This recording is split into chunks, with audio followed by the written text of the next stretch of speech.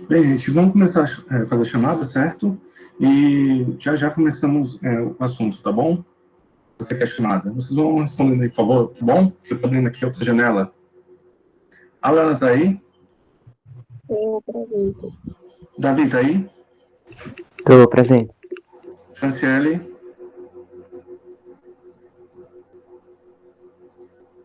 Francisco?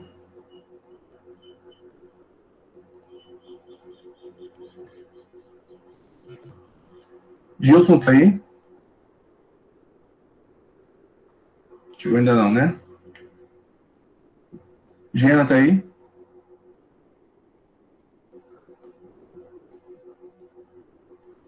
Maria Caroline tá aí? Presente. Matheus Amorim? Otton tá aí? Rayane, a menina do Google? Eu. Rodrigo tá aí? Chegou ainda não, né? Rosa Maiara? Não chegou ainda, né? Eu tô aqui. Ah, certo, desculpa. E Vitor tá aí? Ainda não, né? Alguém não foi chamado? Não, né? Então vamos lá começar a aula. Deixa eu abrir aqui os slides para vocês, para começarmos a aula.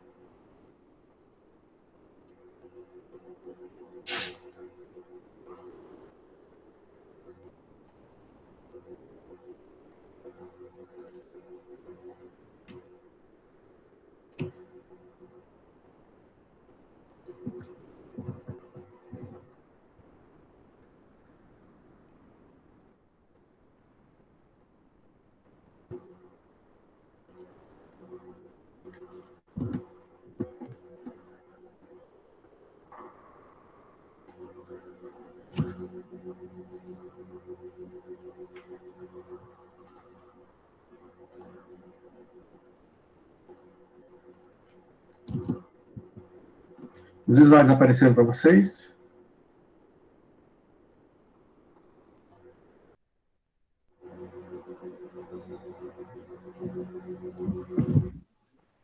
Apareceu os slides para vocês? Oi? Apareceu. Certo. Então, certo. A gente continuando, né, o assunto sobre os complexos regionais do Brasil, né? Hoje vamos dar início à região Nordeste, né? O que vocês podem falar sobre a região Nordeste, o complexo regional?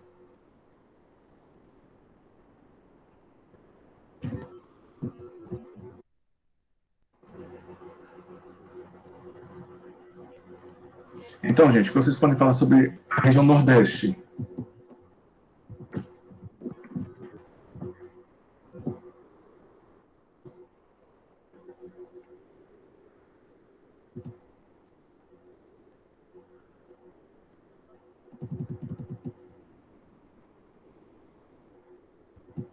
Rayane, pode falar uma coisa do Nordeste? Oi? Pode falar alguma coisa sobre a região Nordeste? Se você falar alguma coisa sobre a região Nordeste. Isso, a nossa região aqui, onde vivemos. Ah, tô com saudade de forró. Só do forró. O que mais? De comer milho. Um dos produtos, né, que são os alimentos são mais plantados aqui na região Nordeste, né? O que mais?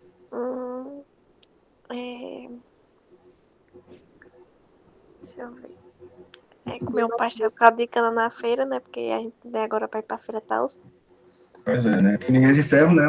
Um caldo de cana com pastel nessa hora é bom demais. Alana, quer falar alguma coisa? Sai rodando de interior para interior. Mas vamos aprofundar um pouco mais, tirando as festas, Rayane.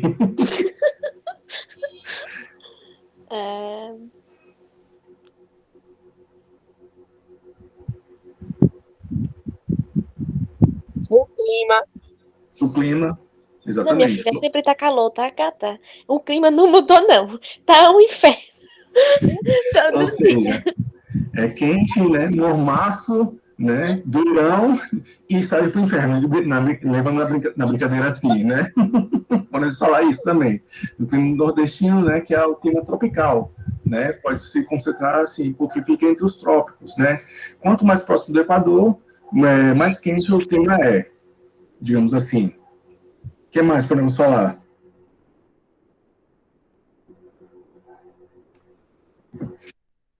Falar que a região Nordeste ela é subdividida em algumas regiões, né, no Complexo Regional do Nordeste.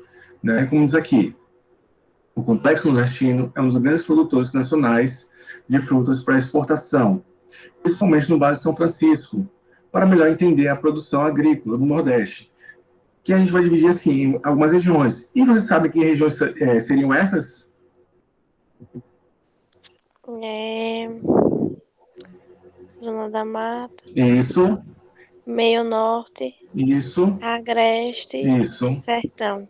Exatamente. São essas quatro subdivisões, né, que temos aqui no Nordeste. E, Rayane, você saberia dizer onde se encontra cada uma delas? O que, professor? Sabe-se onde se encontra cada uma dessas regiões? Eu não sei não. Nem a Zona da Mata, sabe? Não, Nem o Meio Norte. não. Vou perguntar ao Google. Agora o Sertão você sabe. Não sabe o Sertão? Sertão. Ué, lá em Carilha, né? Sertão. Pois é, né? Pelo menos isso, né, Rayane? Pelo menos isso, né? Sertão é uma Pelo menos andando assim. dessas subdivisões, né? O meio norte é a zona de transição entre a região nordeste e a região norte. A zona da mata seria a parte litorânea do nordeste. E o agreste é a zona de transição entre a zona da mata e o sertão, né, onde podemos encontrar, mais ou menos, ali no agreste, Itabaiana, por aquela região por ali, né, chegando até Nossa Senhora Aparecida, né? Glória já começa a transição, já começando no sertão ali por Glória. Mas um pouquinho antes de Glória para cá, né, até Itabaiana, Areia Branca, é o Agreste. Aracaju, né, digamos assim, aqui na parte de Aracaju seria a zona da mata, o litoral nordestino. Né? Então, como a Rayane falou, né, nós temos a zona da mata, o Agreste, o sertão e o meio norte, certo? Então, como vocês podem ver aí, a divisão mais ou menos desses complexos, dessas regiões da região Nordeste, certo? Percebe-se que ali, entre São Luís, não pega totalmente o estado por completo, né? Porque ali já é uma zona de transição, já chegando assim digamos, na linha do Equador, pode-se considerar uma questão de transição. Então, já encontramos um clima equatorial, né, mais ou menos, e também parte da floresta equatorial, certo? A zona da mata. Do litoral até 200 quilômetros, no passado, a região era coberta pela Mata Atlântica, explorada desde a colonização do Brasil, região onde mais chove devido à influência da frente polar atlântica, né? Como vocês viram nisso no primeiro ano, sobre o clima do Brasil. Cultiva-se o quê? O plantio da cana-de-açúcar, né? A fabricação de rapadura, né? E o álcool. Em menor escala, temos a produção de cacau na Bahia, né? Aqui em Sergipe, vocês saberiam dizer onde é plantada a cana-de-açúcar, mais ou menos? Saberiam dizer? De interior? Certo. Em qual parte do interior, Alana? Não sei. Rayane, em seu Google?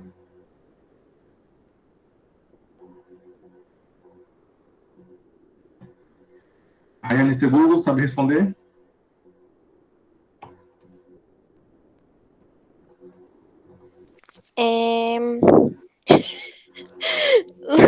Laranjeiras, Isso. Riachuelo, Areia Branca, Isso. Siriri, Maruim, Rosário do Cacete, Nossa Senhora das Catete, Dores menina.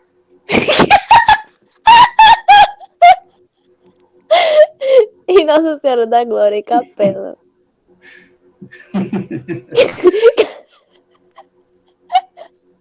E ela tá sendo gravada, desculpa. Tá desculpada. Certo? Então, nós temos essas áreas, né, que plantiam, né, principalmente Laranjeiras, né, onde é uma área onde até hoje nós encontramos resquícios, né, da colonização portuguesa, né, entre elas, assim, uma senzala que hoje se tornou o Museu Afro lá em Laranjeiras, né, quando passar essa pandemia, quem tiver curiosidade e conhecer Laranjeiras, vale a pena, que também lá existe o encontro, né, cultural de Laranjeiras, né, que ocorre todo início de ano por lá, e além dos festejos por lá, né, como Lambisús, Caboclinho, entre outros.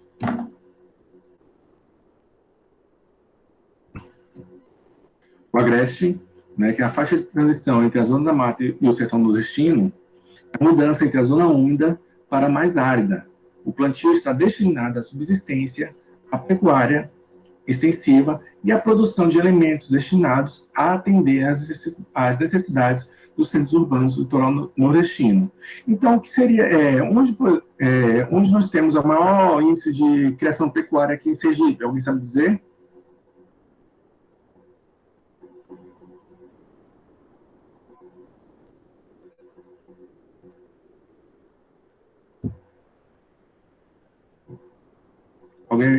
Alguém saberia dizer?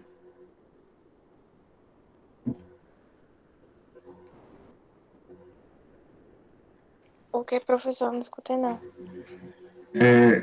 Onde encontramos a maior concentração de pecuária aqui em Sergipe?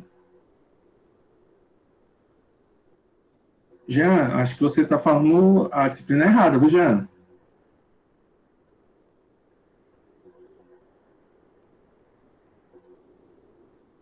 Certo. Então, onde nós encontramos a maior concentração de rebanho aqui em Sergipe?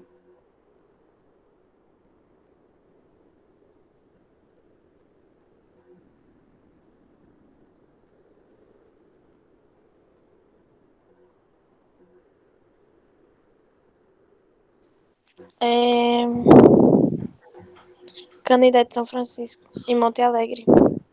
Além disso, também nós encontramos em Canindé, a questão seria mais caprinos, né? Mas bovino nós encontramos mais em Nossa Senhora da Glória, por ser a maior bacia leiteira daqui de Sergipe, além do Nordeste também, a maior bacia leiteira, né? Onde se faz os famosos queijos de lá, né? Que é distribuído para todo o estado e alguns estados daqui do Nordeste, certo?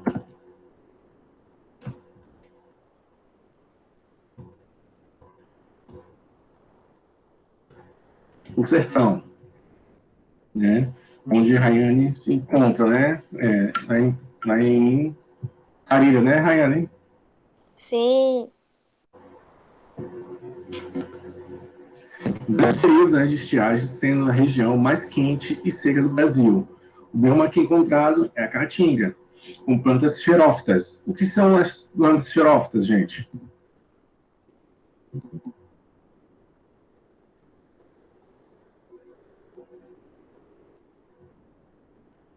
Alguém lembra o que é uma planta xerófita?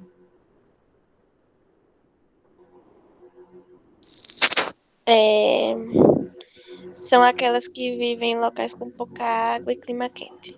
Isso. Algum exemplo delas?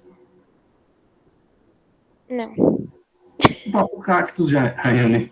O próprio cactus, né? Além de outras plantas que também que são encontradas lá no sertão, pode ser encontrado também um umbu, né? Um umbu é onde se encontra na parte sertão os umbuzeiros, né? Porque lá eles têm uma batata debaixo da terra que seria uma reserva de água para eles, né? Quando está na época da seca.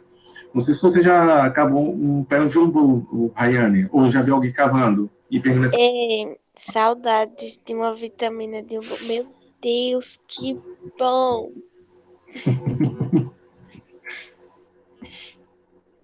conhecidas como a região da indústria da seca, né, pois muitos políticos se elegem prometendo fim da seca nas regiões próximas ao São Francisco, devido à disponibilidade de água, né, associada ao custo da terra, né.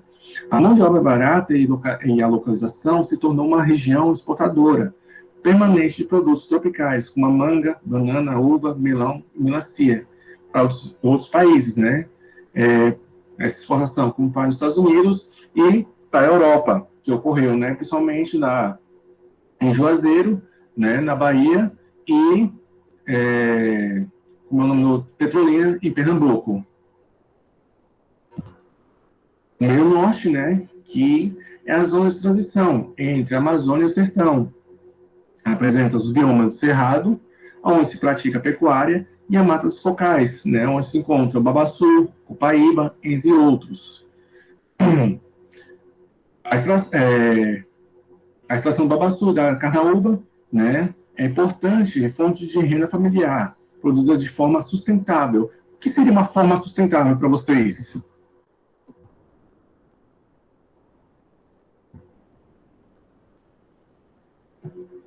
O que seria a forma sustentável?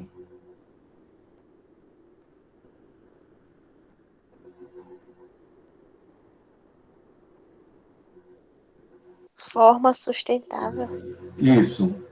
Como seria essa forma sustentável para vocês?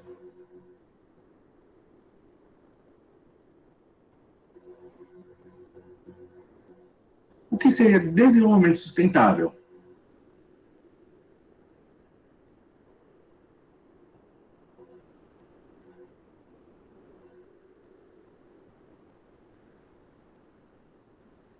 O que é o desenvolvimento sustentável para vocês?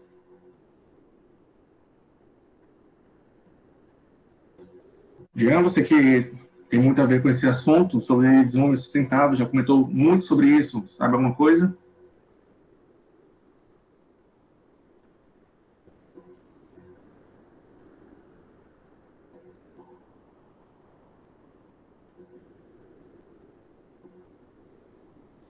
Olha, segundo o Google, Certo.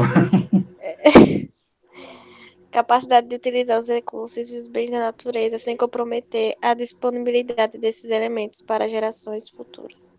Isso. Resumindo, então, com suas palavras, o que você entendeu, segundo o Google?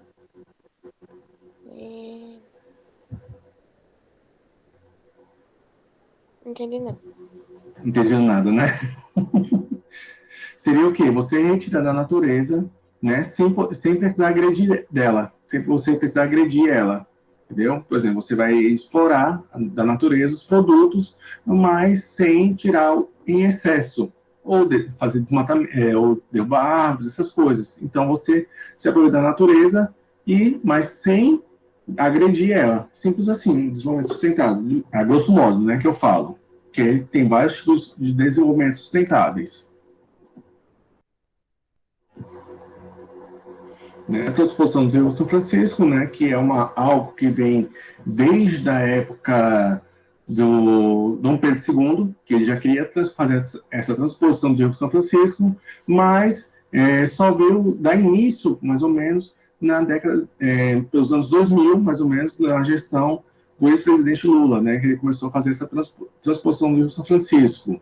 Né? Esse objetivo qual é? Estimular a produção agropecuária no sertão nordestino. O projeto prevê o desvio apenas de 1% da vazão total do rio, com a finalidade de abastecer 12 milhões de pessoas. Acredita-se que isso possibilitará a permanência de muitos sertanejos em suas terras, diminuindo o fluxo migratório. Porém, há um impasse sobre os impactos ambientais, bem como o custo alto da construção. Né? Além disso, também, né, temos que pensar também na questão da revitalização de São Francisco, né? Porque o que adianta fazer a transposição do rio, né, se não ocorrer uma revitalização desse mesmo rio, né? Então, pode ocorrer que futuramente esse rio possa diminuir sua vazão daqui a alguns anos, se continuar essa transposição, se não houver uma revitalização do rio.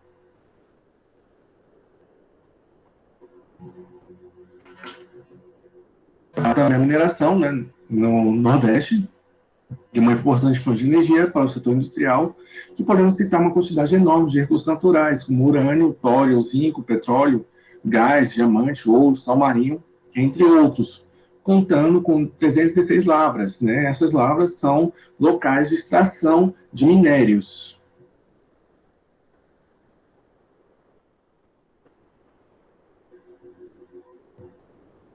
A pesca, né, que ocupa, entre todas as demais regiões, a primeira posição na produção. Segundo o Instituto Tecnológico de Pernambuco, né, o ITEP, o volume total do Brasil é 271.695,5 toneladas, das quais o Nordeste responde por 109.849 toneladas.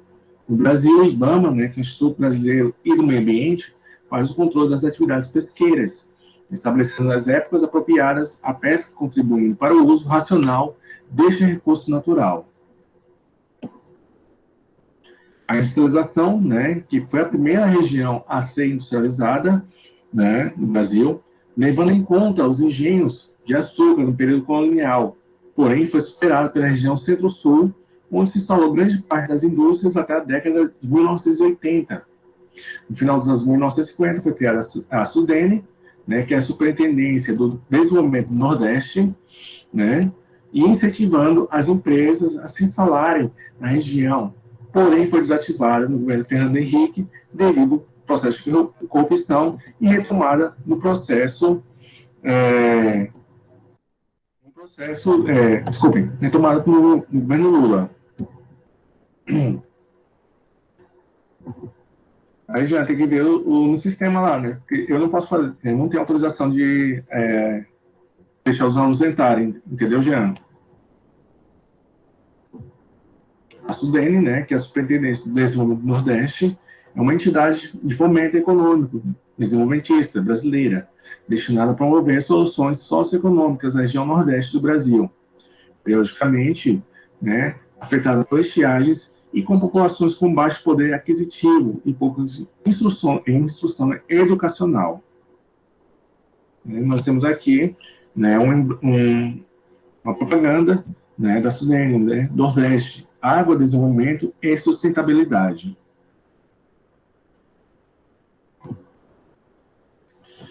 A partir de 1980, há uma descentralização da economia do Centro-Sul para outras regiões do Brasil, como o Nordeste, em virtude, né, oferecidas em outras localizações, com menores custos de salários, terrenos, matéria-prima, sindicatos expressivos e incentivos fiscais, né? Além disso, também, a questão da mão de obra barata, né, que existe ainda aqui pelo Nordeste.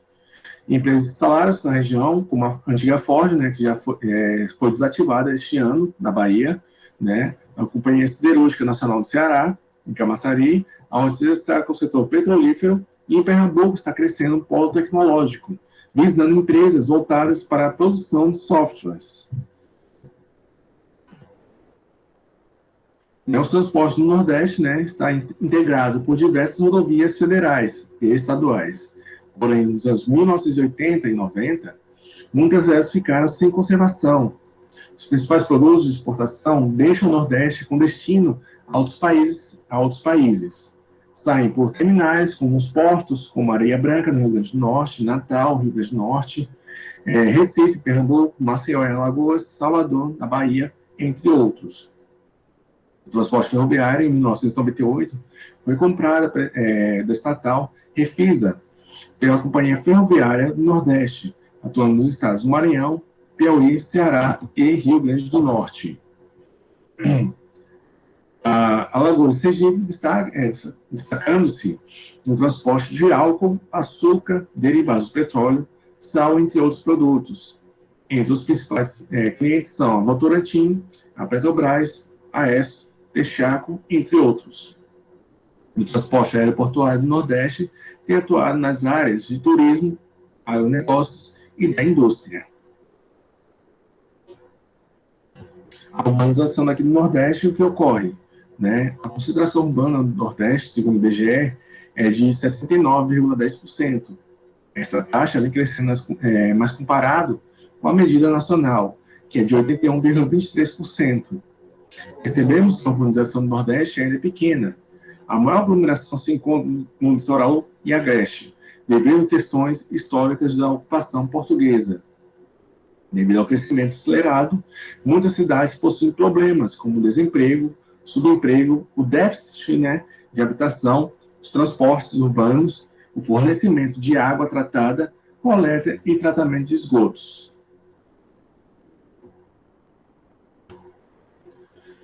A região Centro-Sul, né, o complexo Centro-Sul, né, apresenta 25% do território nacional e 68% da população absoluta do Brasil.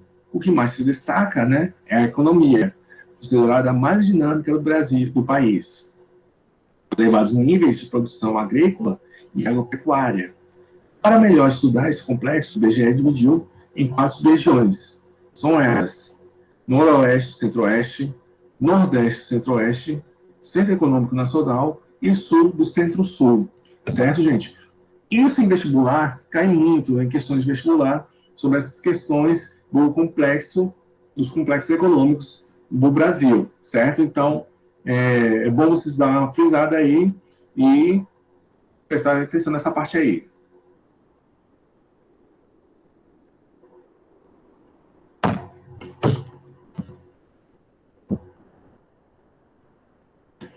O Noroeste e Centro-Sul, que utiliza-se a agropecuária, pelo menos a baixa densidade demográfica, de 3 a 5 3 a 5 habitantes por quilômetro quadrado, né, que é a questão da densidade demográfica. Encontramos as grandes propriedades para a criação do gado no sistema extensivo. Os rebanhos são os mais numerosos do país e caracterizam, né, pela alta qualidade. Os frigoríficos integram parte significativa da economia. A agricultura se desenvolve nas chamadas fronteiras agrícolas. O avanço pelo domínio cerrado, em grandes propriedades mecanizadas, o aumento das áreas agricultáveis e criação do gado nessas áreas. Preocupa os ambientalistas, pois tanto o cerrado como o Pantanal estão sendo ameaçados. Né? Alguma dúvida aí, pessoal, nessa parte ou não?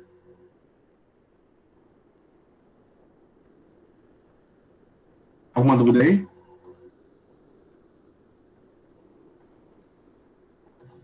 Não, né? Não. Certo, vamos dar continuidade.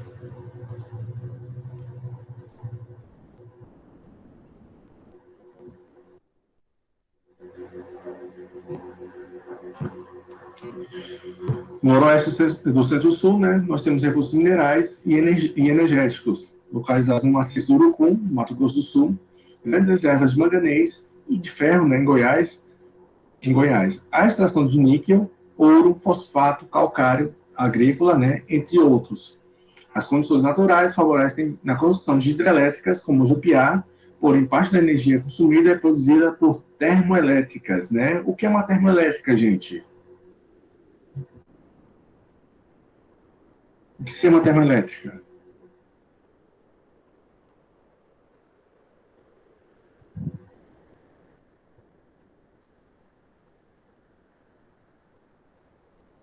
Rayane, seu Google, o que seria uma termoelétrica?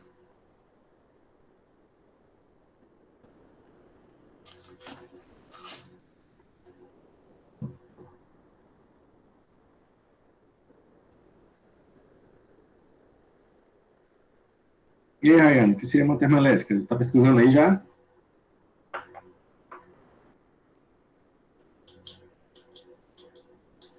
É uma instalação industrial usada para a geração de energia elétrica a partir de energia liberada por qualquer produto que possa gerar calor. Exatamente. Um exemplo, a queima do carvão mineral, certo? Um exemplo. Inclusive, aqui em Sergipe, né, mais precisamente na Barra dos Coqueiros, está sendo construída uma termoelétrica aqui.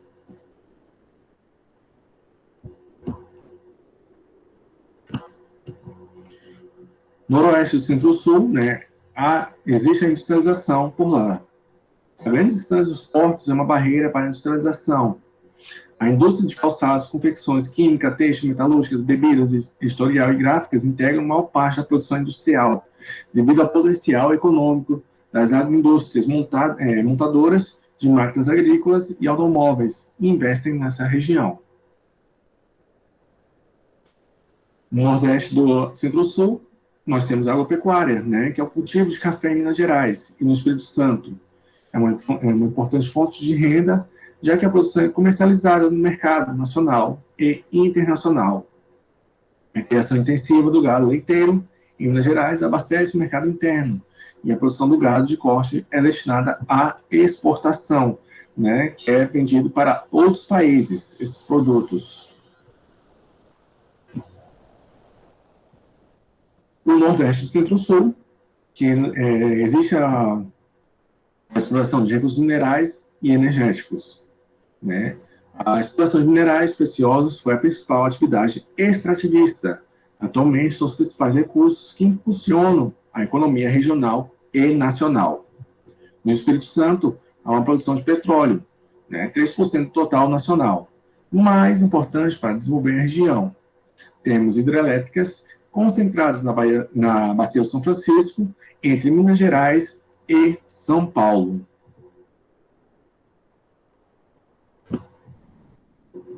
O Centro Econômico Nacional, né, além disso, né, compreende os estados Rio de Janeiro e São Paulo, possui uma alta densidade populacional e uma grande importância econômica. A intensa concentração de indústrias e tecnopolos de vários ramos faz essa região a mais produtiva do país.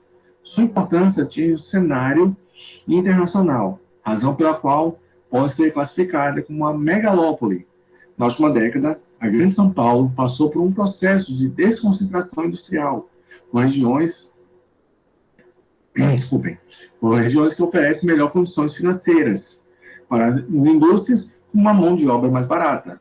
No Rio de Janeiro, as principais indústrias são de base, como as siderúrgicas, metalúrgica, química e naval. E em São Paulo, caracteriza-se pela diversidade de setores automobilísticos e alta tecnologia, entre outros. Certo? Dúvidas aí, gente?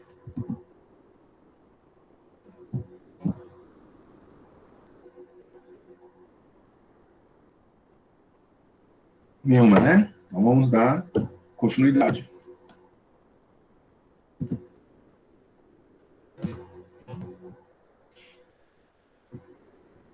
Nordeste no Centro-Sul, a industrialização. Em Minas Gerais, temos um setor diversificado entre indústria siderúrgica, metalúrgica, química, alimentícia, montadora de automóveis e peças. No Espírito Santo, temos uma expressiva indústria de celulose, metalúrgica e siderúrgica. Né? O escoamento é feito pela rede ferroviária e pelas proximidades com os portos.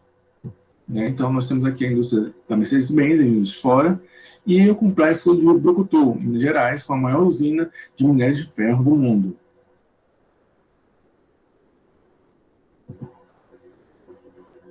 O Sul, Centro-Sul, nós temos a agropecuária, né? Paraná e Rio Grande do Sul são classificados como celeiro do Brasil, como grandes propriedades, né? Mecanizadas que respondem pela produção em larga escala, para a exportação de soja, algodão, arroz e milho. No interior de São Paulo é cultivada laranja e a cana-de-açúcar. Há também a produção de aves e suínos. As técnicas e equipamentos modernos são elementos determinantes para a elevada produtividade, considerando também os aspectos naturais, como a fertilidade do solo e a distribuição de chuvas. Né, como vocês podem ver aí, né, a agropecuária, né, a colheita da soja, aí, né, os frigoríficos, né, de frangos, né, e também suínos.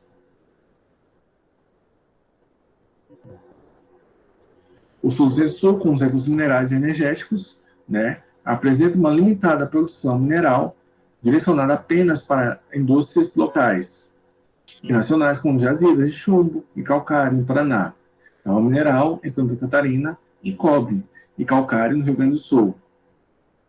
As hidrelétricas são utilizadas pelos estados Paraná e São Paulo, e os estados do Rio Grande do Norte e Santa Catarina, tanto hidrelétricas como termoelétricas. Desculpe, não é Rio Grande do Norte não, Rio Grande do Sul. Foi erro de digitação meu, desculpem. A Petrobras explora reservas de xisto no Paraná para a produção de óleo combustível.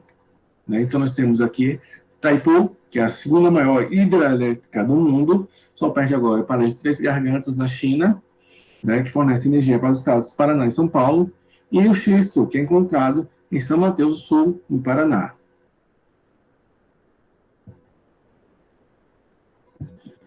Centro-Sul, com sua industrialização, né? O Sul, Centro-Sul, distribui-se em todos os estados do Sul e do Centro-Sul, embora em menor proporção que a indústria da Grande São Paulo. No interior de São Paulo, temos indústrias de calçado, têxteis, aviões, química e alimentos. No Paraná, localiza-se na região metropolitana de Curitiba. Joinville destaca-se com a produção nos ramos metal, mecânico, têxteis, softwares, produção de motores elétricos e malharia. No Rio Grande do Sul, a indústria automotiva, além da indústria automotiva, temos a indústria de bebidas, né, couros, calçados e químicas. Então, nós temos aqui a linha de montagem da Embraer, em São José dos Campos, né, em São Paulo, e indústrias têxteis, em Joinville e Santa Catarina.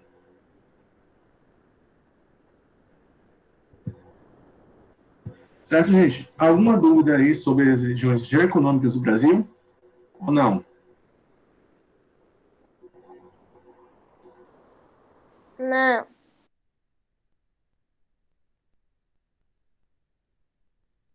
A parte, vamos trabalhar agora, deixa eu ver aqui, sobre migrações aqui do Brasil. Certo? Dando início agora, a gente acabou a segunda aula, certo? O que vocês entendem sobre migrações?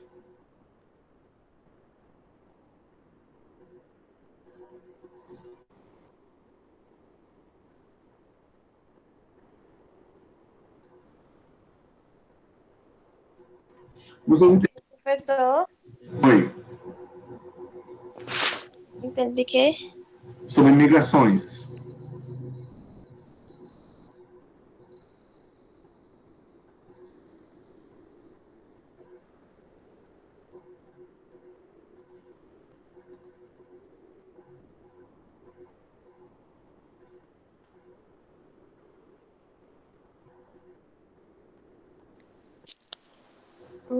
Migração.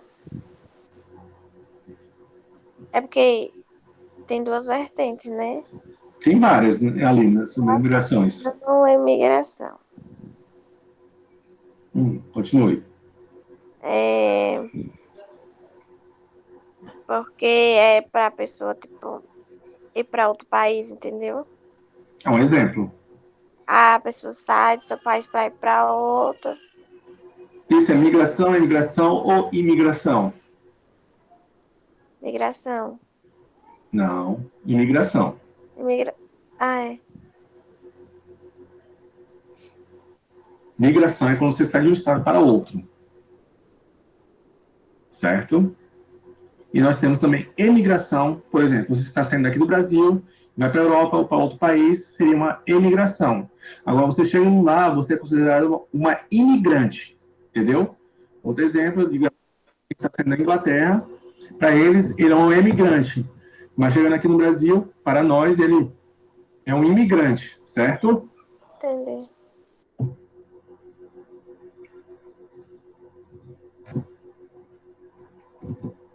Então vamos lá, deixa eu abrir aqui os slides para vocês. Um minutinho. Deixa eu abrir aqui, certo?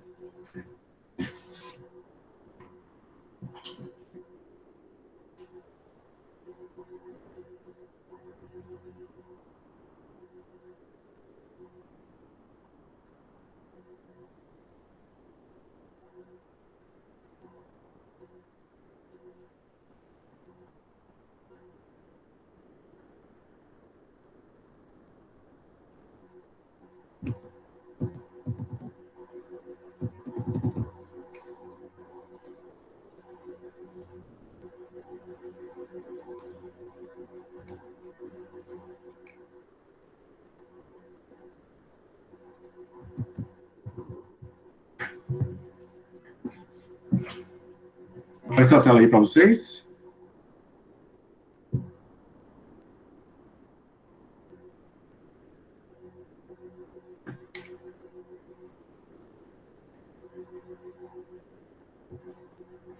Isso mesmo, Franciele, são pessoas que saem dos seus lares para imigrar para outros países. Isso seria imigração. Apareceu a tela para vocês aí ou não? Certo, então vamos dar continuidade então agora ao assunto de vocês, né, que é o assunto da prova ainda. Né, nós temos aqui, né, um quadro da Tarsila Amaral, né, que mostra a miscigenação do povo brasileiro, causada pela chegada de vários imigrantes. Vocês podem ver aí, né, que o Brasil, né, é uma formação, digamos assim, que é aquela mistura praticamente do mundo todo, né, mas nós temos a base, né, da população brasileira, que foram os indígenas, né, os europeus, os africanos, né, depois chegaram outros europeus, né, chineses, japoneses, turcos, entre outros, certo? Com o passar do tempo. Mas vamos pegar por partes. Afinal, o que seria migração? Né? O termo migração corresponde à mobilidade espacial da população, ou seja, é o ato de trocar de país, de região, estado ou até de domicílio. Esse fenômeno pode ser desencadeado por vários fatores, fatores como espontâneos, forças de atração ou forçados, forças de repulsão de origem, né, que tem uma origem religiosa, psicológicos, né, social, econômico, político e ambiental. Mas por que ocorre isso? As migrações surgem, né, como respostas às fortes desigualdades econômicas, sociais, né, e ambientais entre as diferentes regiões do mundo. É a busca por melhores condições de vida. Nós temos as áreas de repulsão de população, né, são as áreas que perdem população em consequência de diversos fatores: estagnação econômica, utilização de tecnologia na agricultura, dispensando um grande número de trabalhadores, além da concentração fundiária de terras, entre outras coisas. E as áreas de atração de população são áreas que recebem a população de outras áreas, né? A atração é exercida por vários fatores, entre eles, melhor oferta de emprego, maior facilidade de acesso à terra, entre outras coisas. Aqui nessa charge, vocês podem ver, né, europeus vindo para o Brasil, né? Então, eles estão imigrando para o Brasil na época do plantio do café, né? Quando houve a abolição dos escravos. Então, esses imigrantes vieram para o Brasil para repor essa mão de obra, certo? Aí vem aquela pergunta: mas professor, por que eles não contrataram os africanos para trabalhar para eles? Aí vem aquela questão, né, dos fazendeiros. Eles diziam assim: se eles trabalhavam de graça para mim, por que eu vou querer contratar eles? Né? Eles tinham essa mentalidade ainda. Não digo todos, mas alguns, a maioria tinha essa mentalidade, certo?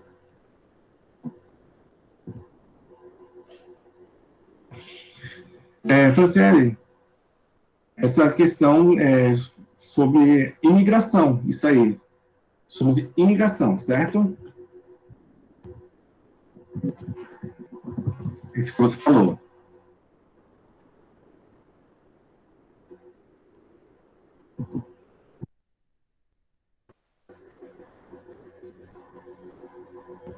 Né? E eu expliquei também na questão, né, quando estava tendo sobre as regiões, né, sobre o complexo regional, dessa questão dos migrantes que iam sair de um estado para outro. Mas por que estudar as migrações? Né?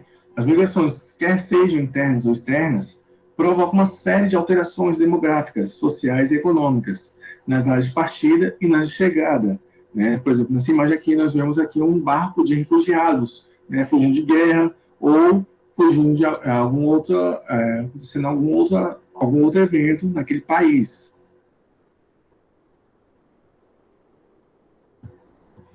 Nós temos alguns tipos de migração.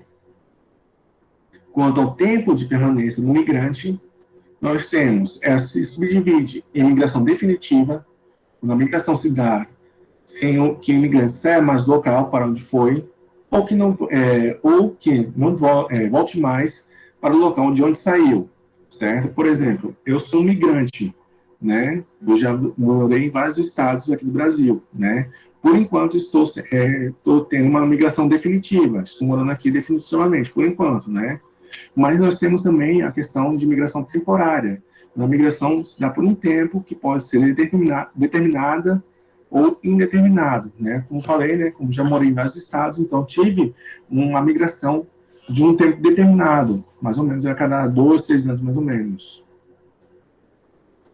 O segundo tipo de migração, quanta forma se deu a migração? Nós temos a migração espontânea, quando ela se dá por volta do própria, desculpem, quando ela se dá por vontade própria do migrante, a migração forçada, quando ela se dá por uma vontade externa ao interesse do migrante, a migração planejada, quando ela se dá de forma planejada a fim de cumprir um determinado objetivo, a migração legal, que é autorizada pelo governo, a migração ilegal, que é não autorizada pelo governo, ou autorizada por tempo determinado, como turismo, sem retorno do cidadão ao seu país de origem, após um fim do prazo. Ou seja, muitas pessoas se aproveitam desse visto de turista, né? Mas o visto de turista tem um certo tempo, né? Quando acaba esse tempo, as pessoas ficam por lá, né? E ficam fugindo da migração. Isso ocorre muito nos Estados Unidos, né? E também em alguns países da Europa, certo? Alguma questão que vocês querem falar sobre sobre esses tipos de migração ou não?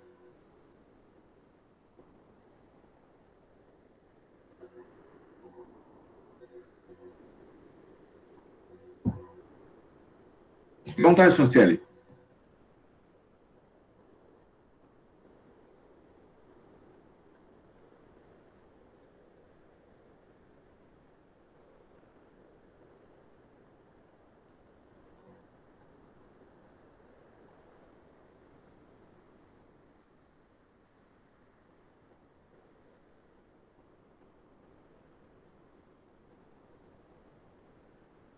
E nos Estados Unidos ocorre muito disso. Estava passando no jornal mesmo, que eles deixam até crianças lá de 3, 4 anos. Exatamente, né? Muitos pais, né, atravessam a fronteira do México com os Estados Unidos, né? Que, infelizmente, esses pais, às vezes, são pegos, né, são pegos, né, nessa transição, nessa travessia do deserto, né, para os Estados Unidos, e às vezes eles ficam presos, né, e ficam separados dos pais, os pais ficam separados dos filhos, né, e às vezes, muitas vezes, os pais voltam para o seu país de origem, mas os filhos ainda ficam presos lá e ficam sem contato nenhum. Foi isso que você assistiu esses dias, foi?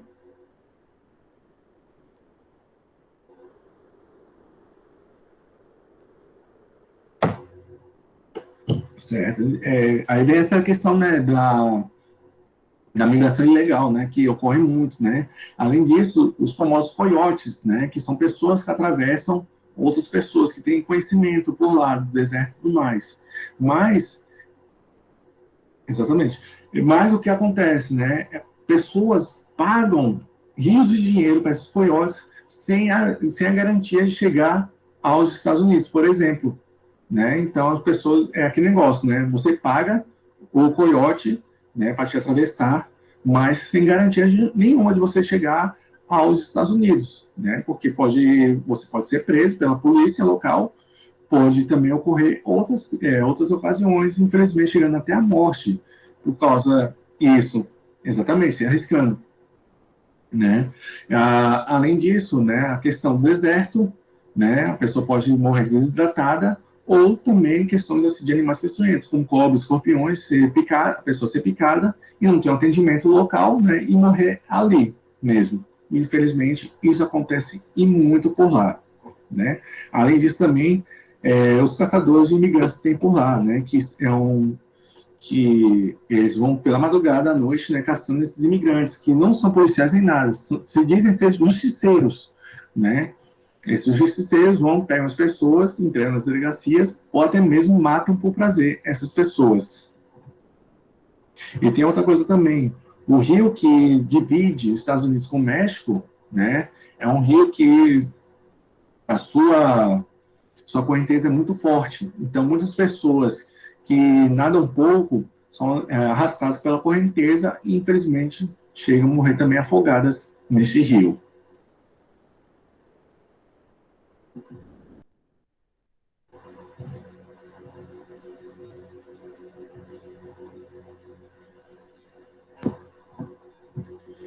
A terceira, né, quanto ao espaço de deslocamento, né, com as migrações internacionais, nós temos imigração e imigração, coisa que muita gente, às vezes, fica se batendo, às vezes, até mesmo eu me bato, às vezes, com essa questão de imigração e imigração, né? Pode ser intracontinentais ou intercontinentais, certo? Nós temos migrações nacionais ou internas. As migrações internacionais, nós temos a imigração, movimento de saída populacional de um determinado país, e a imigração, nós temos movimentos de entrada da população populacional de determinado país. Por exemplo, como já falei, né, nós estamos saindo daqui do Brasil, vamos para a Europa, Estados Unidos, onde for, nós somos imigrantes. Saindo daqui, somos imigrantes. Entrando em outro país, nós somos considerados imigrantes, como temos aqui nessa primeira imagem aqui em cima, bem pequenininha. Está vendo aqui? Imigração, no Brasil, somos considerados imigrantes. Chegando aqui na Europa, somos considerados imigrantes. Certo?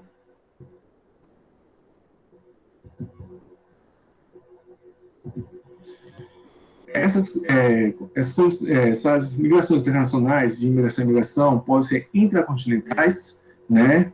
Que é no próprio continente, você se deslocar para um outro país, né, outra região do país, ou do continente, desculpe, ou intercontinentais, você atravessar o continente, por exemplo, sair daqui do Brasil e ir para o continente africano, continente europeu, continente asiático, certo? Então, tem esses tipos de migrações internacionais, intracontinentais, que é dentro do próprio continente, certo?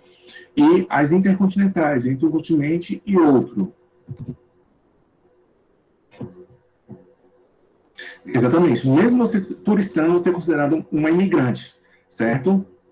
Para você se considerar uma turista, você tem que ficar 24 horas fora do seu local, de onde vive. Por exemplo, se mora aqui em Aracaju, né? Então você tem que ficar 24 horas fora daqui de Aracaju para ser considerada uma turista, certo? Agora, se você for para outro país, você é considerada uma turista imigrante. Certo, Franciele?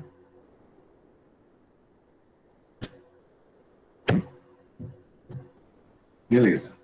Alguém tem mais alguma dúvida?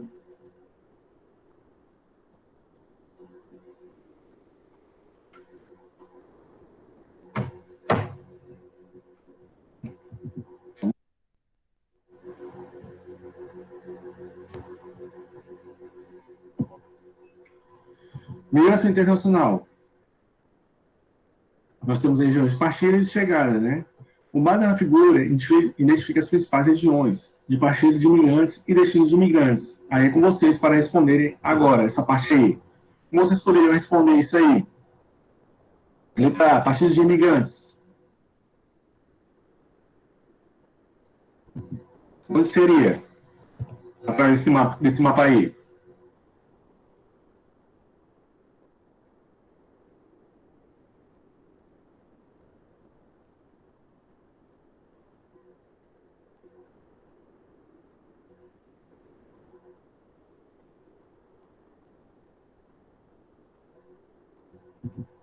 Talvez esse mapa aí, pessoal. Onde seria a partida de imigrantes?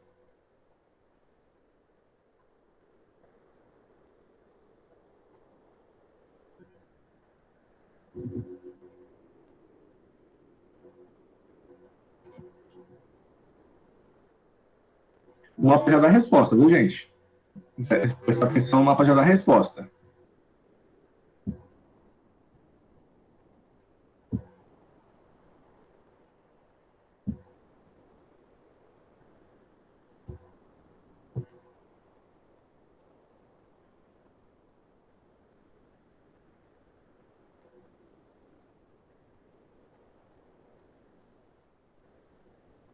E aí, Franciele, saberia responder essa?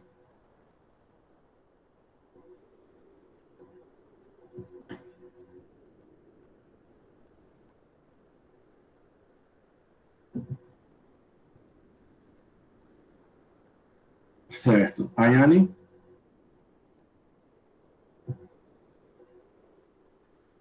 Tá vendo pelo celular? Franciele.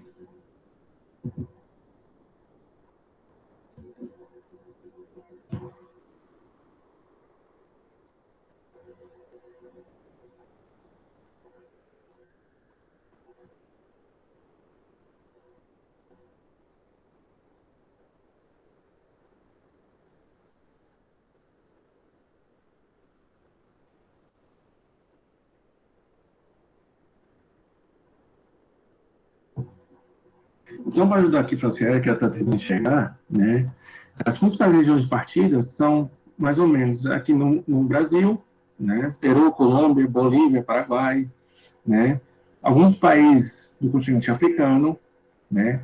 Países da Ásia e do Oriente Médio, né?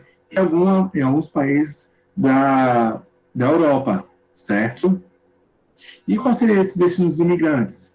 Seriam os países em verde, como aqui na América do Norte, Estados Unidos, Canadá, países da Europa, né? Austrália, Nova Zelândia e Argentina. Então, muitos, inclusive aqui na América do Sul, né? Muitos bolivianos, paraguaios vão para a Argentina, certo?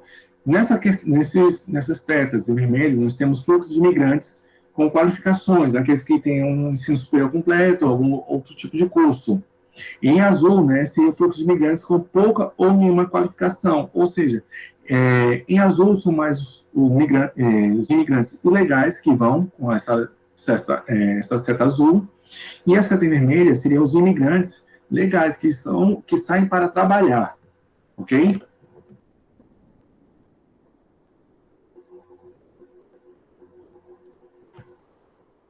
Entendeu? Agora a pergunta para você. Tá demais.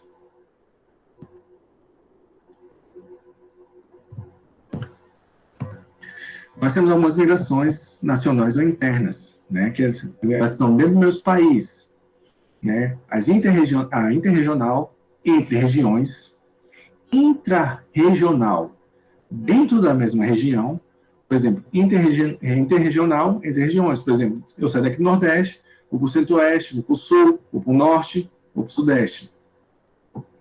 A intrarregional, dentro da mesma região, ou seja, eu saio daqui de Sergipe, vou para Paraíba, para Pernambuco, para Bahia, para Alagoas, Maranhão, Piauí, Rio Grande do Norte, Fortaleza. Então, eu vou migrar dentro da própria região Nordeste, a interregional. A interestadual é entre os estados, certo? Interestadual, né? Eu posso sair daqui do estado de Sergipe, ir para Minas Gerais e algum outro estado, por exemplo. Nós temos o êxodo rural, né, que é a saída do homem do campo para a cidade, certo? O êxodo urbano, que é a saída da cidade para o campo, que está ocorrendo agora recentemente, essa migração contrária. Pessoas que estão saindo daqui da cidade e estão indo morar no interior, né? É o que mais acontece hoje em dia. Nós temos a migração urbano, que é uma cidade para outra, a transumância, ou sazonal, que ocorre entre as estações do ano, né, principalmente para questões de plantio, de colheita da cana-de-açúcar, né, o nomadismo em busca de alimentos ou abrigo, a pendular ou diária, que a pessoa sai do trabalho e vai para casa. Por exemplo, a pessoa mora em Nossa Senhora do Socorro, vem trabalhar em Aracaju, no final do dia, volta para Nossa Senhora do Socorro, que é sua residência. Mesma coisa, Barros Coqueiros, Aracaju, Barros Coqueiros. São Cristóvão, Aracaju, São Cristóvão. Ou pode ocorrer o contrário, né? Aracaju, Nossa Senhora do Socorro, Aracaju. Saio de Aracaju, vou para Barros Coqueiros e volto para Aracaju no final do dia. Isso que ocorre, né? Então, aqui do lado, na charge aqui em cima, Brasil, né, 1723, né? Temos aqui o nome de Manuel, escravo, corta cana mais de 12 horas por dia. A única coisa que recebe em troca do trabalho é moradia e alimentação. Em 2011, um outro Manuel, né, que não é escravo, corta cana mais de 12 horas por dia. Recebe em troca seu trabalho um dinheiro que mal dá para alimentar, para sua alimentação e moradia, né, que ocorre com essa questão do plantio e colheita da cana-de-açúcar. A migração pendular que eu falei, né, é só lembrar um pêndulo de relógio, que ele vai e volta, certo? O êxodo rural, né, que ocorre a saída do homem do campo para a cidade, certo? E aqui nós vemos aqui a rodoviária, né, a migração, né, de pessoas saindo daqui do Nordeste, né, uma migração interregional, né, saindo daqui do Nordeste e indo para o Sudeste, que ocorreu muito nos anos 50, 60 e 70, certo? Alguma dúvida aí sobre essa questão dessas migrações internas no Brasil?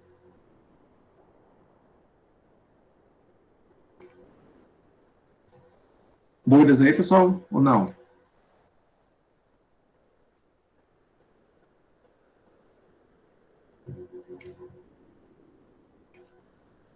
Certo, então vamos lá.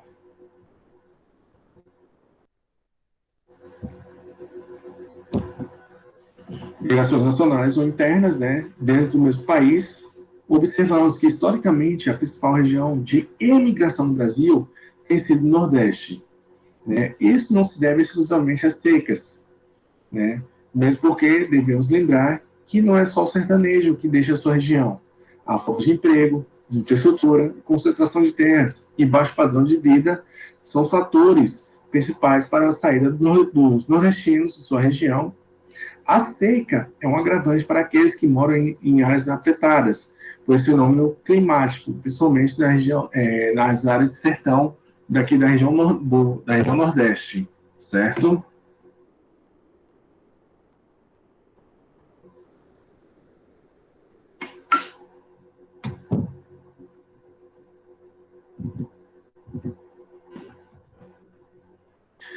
Nessa imagem, o que vocês podem perceber aí? O que vocês podem falar sobre essa imagem?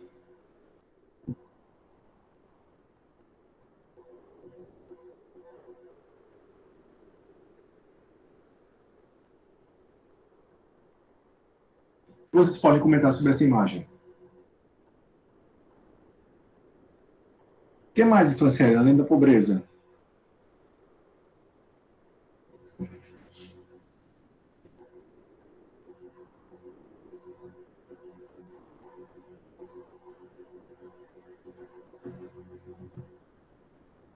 O que mais você pode completar aí, além da pobreza?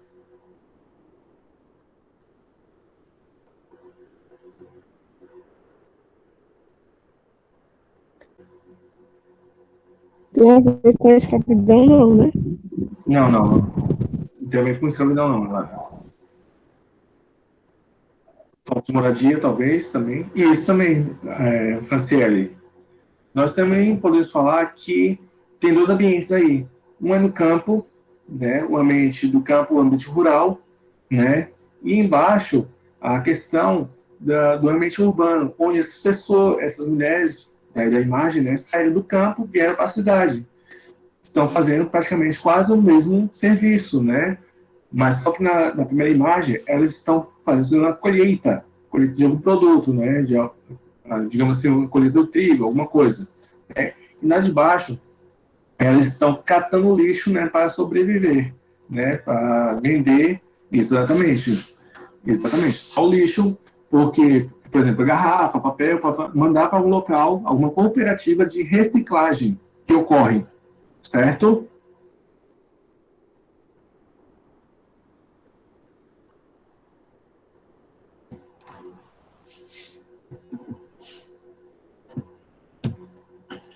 Então, nós temos aqui as migrações nacionais e internas dentro do mesmo país.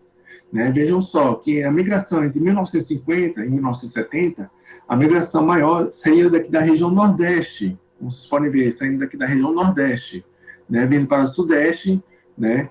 Parte para o Norte, né? E pessoas que estavam saindo do Sul e indo para o Centro-Oeste, né? Entre 1950 e 1970. Já a migração entre 1970 e 90, ainda ocorria muita migração da região Nordeste para a região Sudeste. Mas, vejam só, outras regiões também estavam começando a migrar para a região Norte e também para a região Centro-Oeste. E, além do mais, algumas pessoas de outros estados estavam indo para outros países, como o Paraguai e Argentina, certo?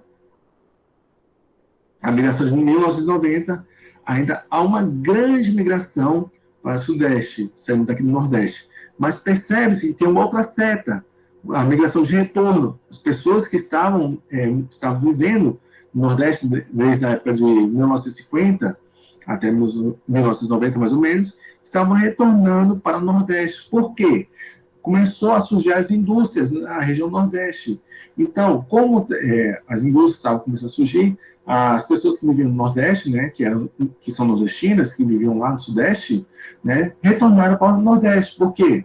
As indústrias na região onde ela mora. Então, era mais viável ir para a região onde ela conhece, mora, tem familiares e tudo mais. Então, houve essa migração de retorno, mas percebe-se, né, que a migração começou para outros estados em grande abundância, né, como diz aqui, na década de 1990, diminuem os movimentos migratórios interregionais, intensificam os intrarregionais, os trajetos mais curtos, certo?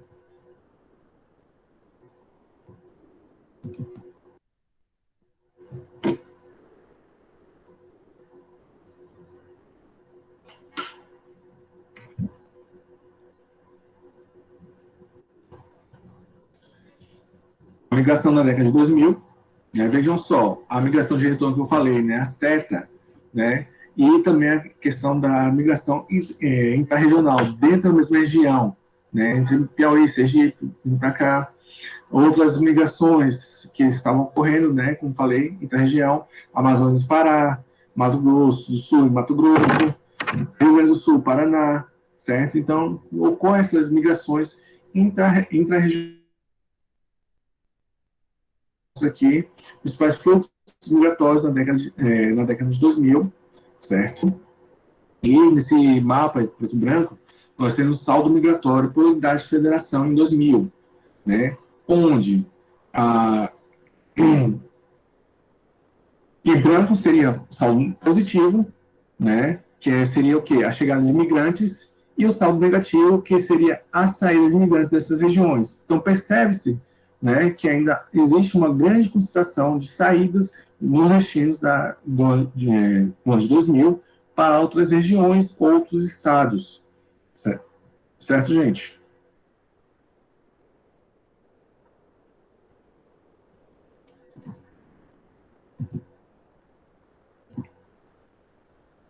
Nós temos algumas consequências das migrações, né, as demográficas, econômicas e sociais, né, entre elas para as áreas de partida e áreas de chegada. Isso influencia muito, tanto para as áreas de partida e as áreas de chegadas.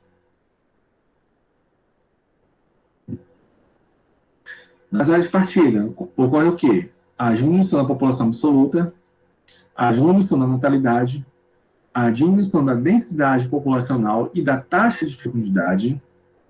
Existe também o desequilíbrio da pirâmide etária, que ocorre o quê? O envelhecimento da população, e ficam mais mulheres do que homens, né? Além do aumento da taxa de mortalidade. Né? Nessa área de partida, a maioria das vezes, são homens que saem de suas regiões, né?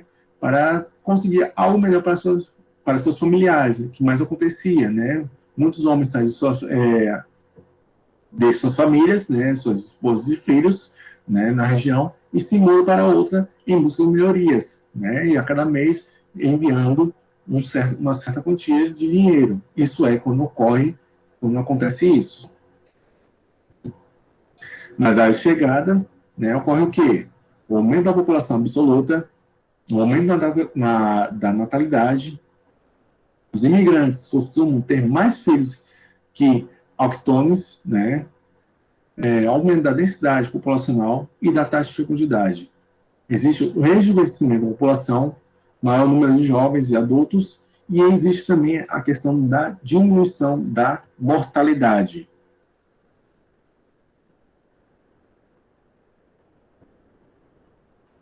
Nas áreas de partida, existe a diminuição da PEA. O que significa PEA, gente mesmo? O que significa PEA?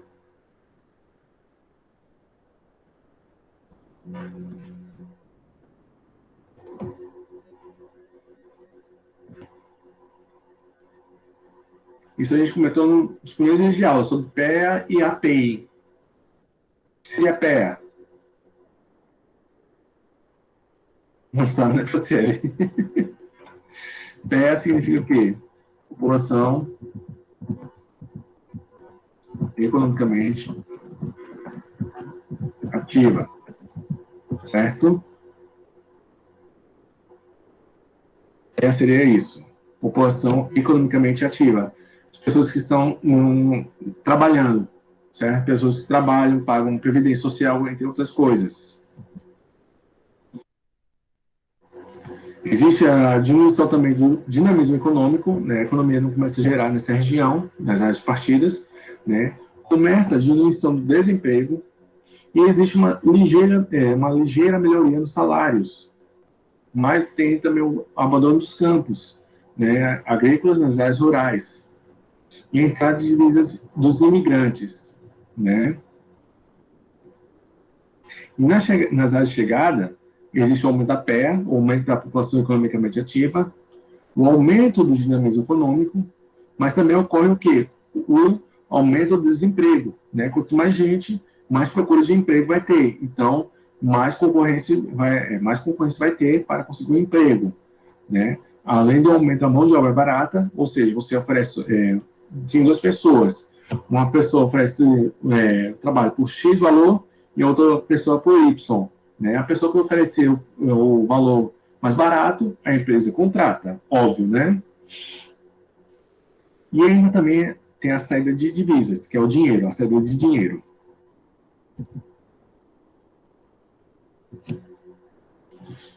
Nas consequências sociais, né, temos a introdução de novas ideias e culturas, a diminuição da intensidade das relações familiares e de amizade.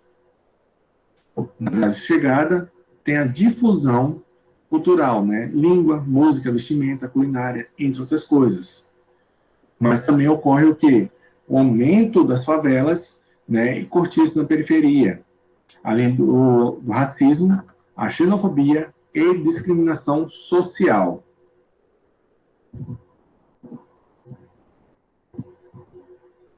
Né? Então, vocês podem ver aí, né, essa charge, a Europa e a Ásia. O que vocês podem definir sobre essa imagem? O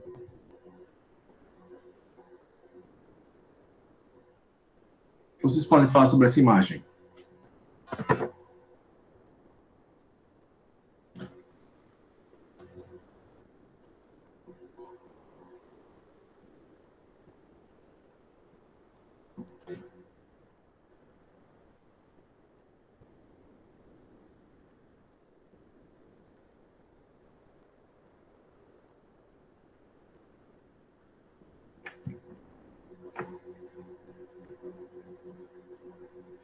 Lembrando, né, gente, que essas provas vestibulares, essas coisas, tem muita interpretação de imagem, viu, gente? Então, prestem muita atenção nessas imagens que eu venho colocando, né? Não só eu, provavelmente outros professores também ficam colocando essas imagens. Então, ocorre, né, essa questão de interpretação de imagens, né? O que vocês podem falar sobre essas imagens?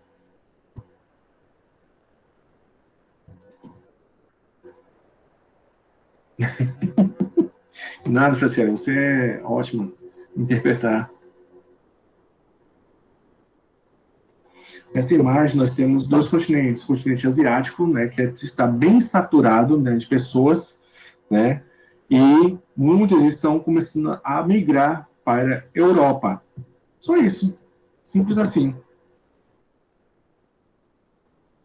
Não, esse é mais fácil, viu, Franciele? É só ver assim, que a Ásia está saturada de pessoas, né, está cheia, né, e a Europa, né, está tranquilamente, né, tem pouca gente ainda, né, não tem aquela explosão demográfica, né, e até a Europa agradece pela migração de certos imigrantes por lá. Então é isso que ocorre.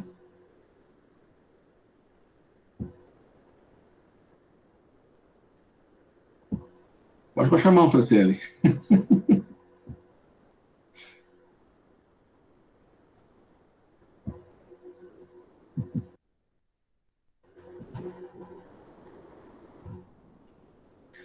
Os imigrantes aqui do Brasil, né? Vocês saberiam dizer quais são os imigrantes aqui do Brasil?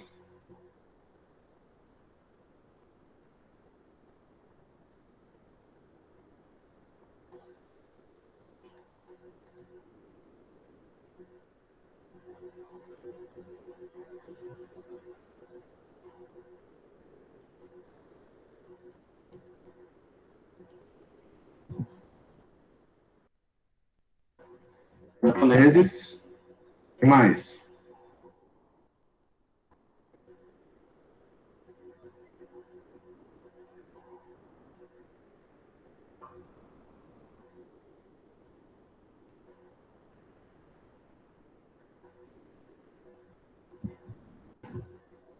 Africanos, isso mesmo, africanos.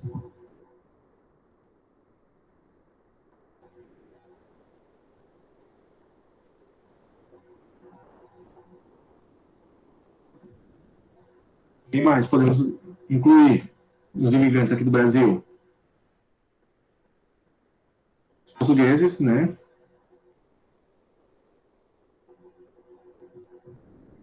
Quem mais?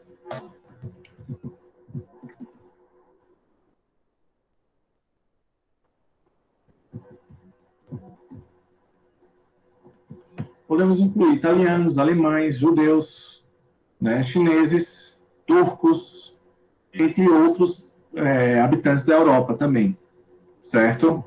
Então, continuando aqui. Um exemplo aqui nós temos a Rodovia dos Imigrantes, são SP-160, desculpem.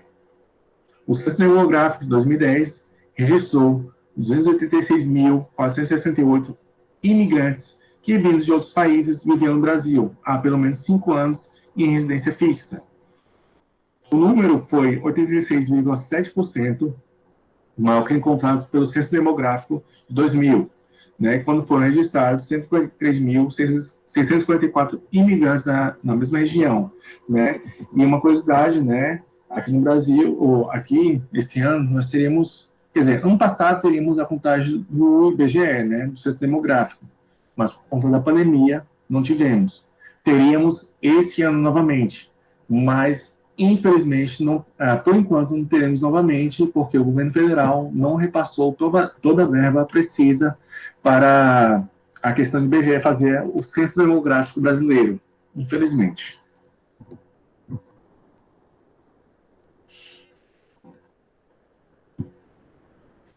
Como foi falado aí, né, no chat, nós temos imigrantes portugueses aqui no Brasil, né? Ocorreu também a primeira missa católica realizada aqui no Brasil, né, um exemplo. A presença portuguesa no Brasil, né, em 1499, na Segunda Armada para a Índia, a mais bem equipada do século XV, Pedro Álvares Cabral, né, afastou-se da costa africana. A 22 de abril de 1500, avistou o Monte Pascoal, no litoral do sul da Bahia. Denomina-se Brasil Colônia, período da história entre a chegada dos primeiros portugueses, em 1500, e a independência, em 1822, quando o Brasil estava sob domínio socioeconômico e político de Portugal. Eventualmente, França e Holanda conquistaram o domínio das regiões estratégicas, como, por exemplo, a São Luís do Maranhão, França equinocial, né, a cidade de São Sebastião, no Rio de Janeiro, a França Antártica, a cidade de Recife, partes atuais dos estados de Pernambuco, Paraíba e Alagoas, domínio holandesa, né, que só depois os portugueses expulsaram esses holandeses daqui do Brasil, né, mas ainda temos ainda alguns resquícios holandeses, inclusive aqui em Sergipe, né, nós temos pessoas descendentes de holandeses aqui em Sergipe, no interior de Sergipe, certo? Como vocês podem ver aí nessa charge, né, um português, né, falando aqui, um presente para ti, na feirinha, um chaveiro, né, em troca do pau-brasil, né, para os portugueses.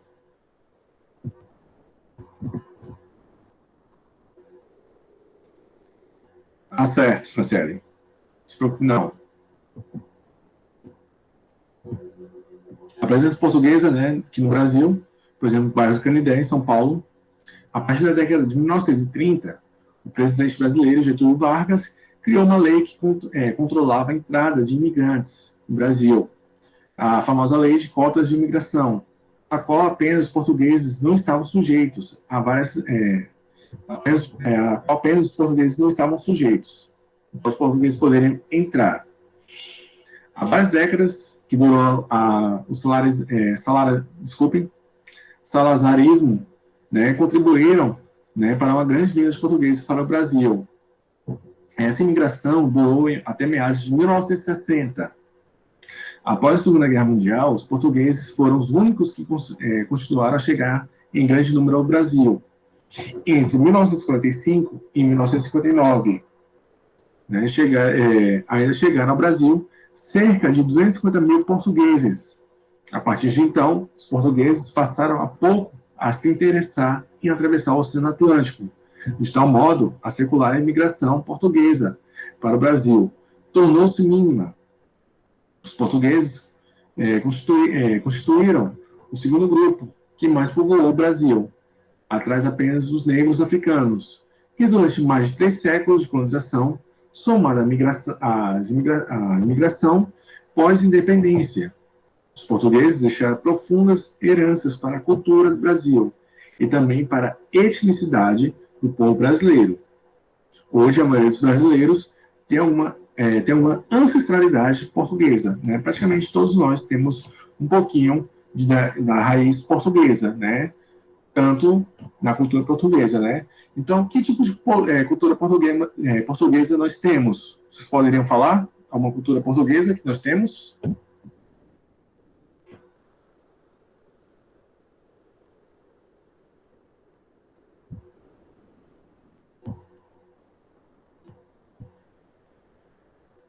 Alguém poderia falar uma cultura portuguesa?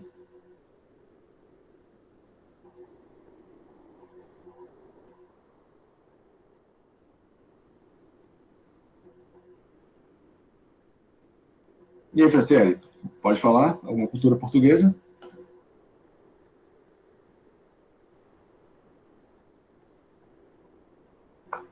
Certo. Uma bem simples, que é utilizado no nosso dia a dia.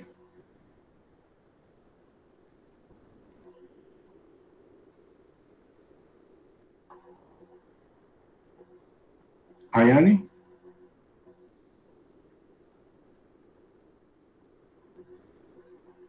Ah, qual é, Franciele? Está dizendo que o carnaval e as festas juninas foram introduzidas pelos portugueses. Exatamente. Vieram dos portugueses, essa tradição do carnaval e o São João, né? Os santos festivos, né, que ocorrem, né, da Europa, né? Mas só que aqui nós adaptamos, né, esses festivos aqui no Brasil. A Franciele falou aqui também sobre a língua portuguesa. Nós temos também essa cultura, né, essa herança portuguesa, que é a nossa língua portuguesa, certo? A Ana comentou, né, que é os festejos juninos e o carnaval. Só que nós adaptamos, né, o carnaval aqui no Brasil.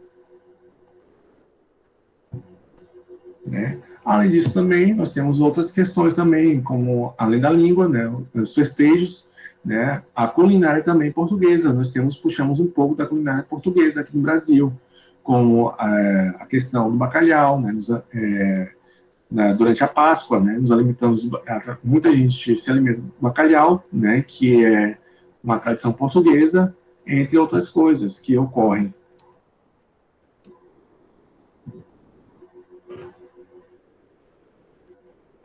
Os imigrantes africanos, né, que saíram praticamente de todo o continente africano, mas precisamente com áreas que tinham domínio português, seriam Cabo Verde, São Jorge da Mina, né, Luanda, Benguela, Moçambique e Mombasa, né, seriam áreas assim que tinham domínios portugueses. Então, essa linha azul que vocês podem ver seria a saída dos africanos para o Brasil, certo?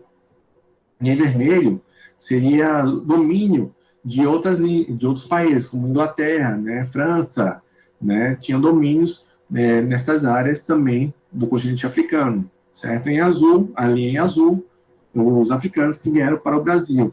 E em vermelho, domínio inglês, certo?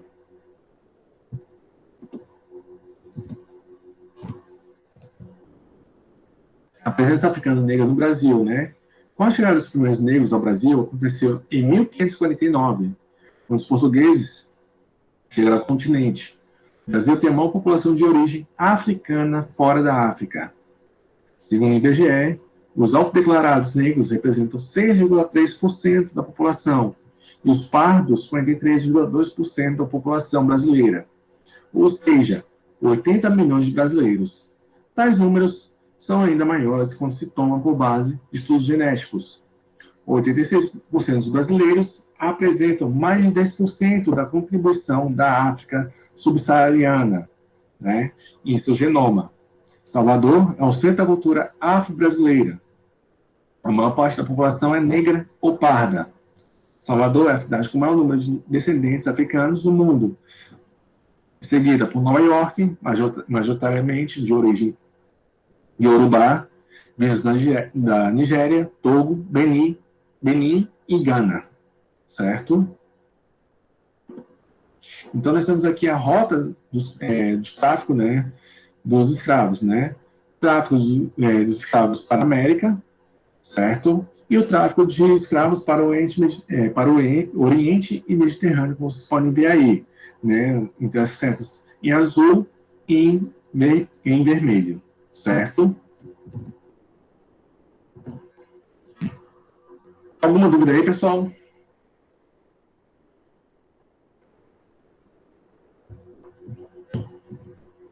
Nope, né? Beleza, então.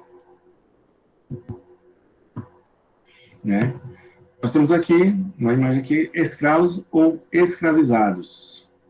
Não sou descendente de escravos, sou descendente de seres humanos que foram escravizados, segundo Macota Valdina.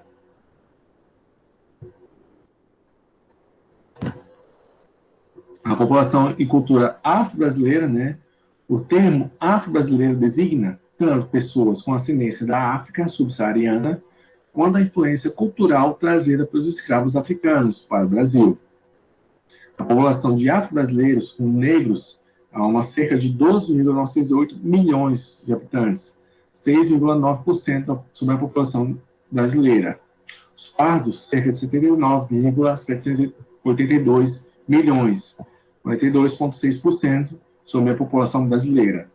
Um total cerca de 92,69 milhões, 49,5% sobre a população brasileira.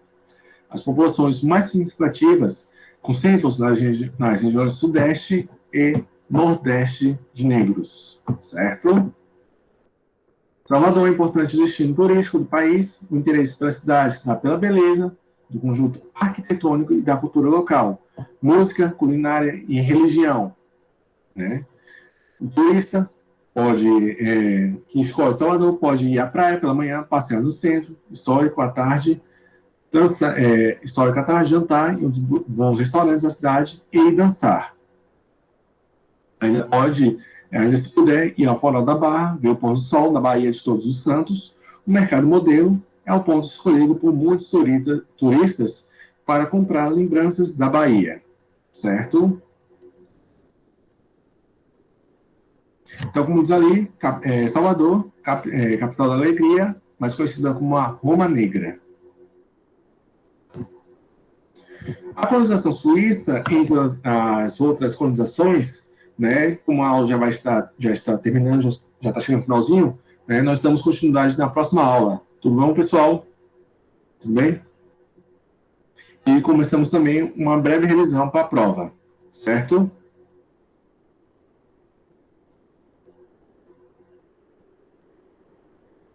Certo, pessoal? Certo. Então, pessoal, se cuidem, viu? Semana que vem a gente se vê novamente, tá bom? Qualquer dúvida, estou à disposição. Tchau, gente. Até a próxima.